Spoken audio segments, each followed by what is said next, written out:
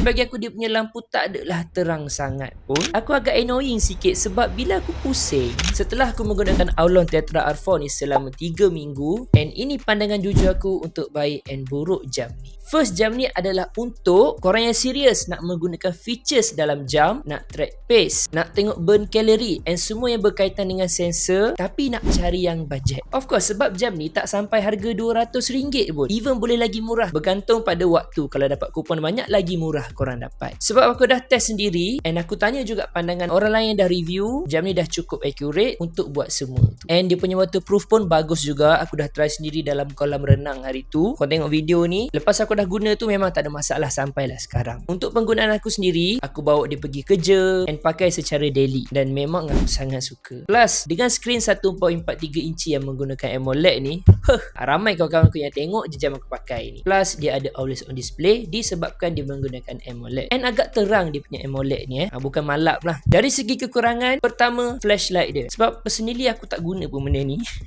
And bagi aku dia punya lampu tak adalah terang sangat pun, melainkan kalau betul-betul dalam bilik yang gelap. Itu bukan kekurangan sebenarnya. Itu aku nampak macam tak perlu ada pun tak apa. Yang kedua, untuk dia punya crown, aku agak annoying sikit sebab bila aku pusing, dia bunyi agak kuat sebenarnya. Cuba korang dengar. So kalau aku nak guna dekat tempat public, dia agak macam dapat attention sikit lah. Apa pendapat korang? So macam biasa guys, kalau korang nak, link aku sediakan dekat bawah.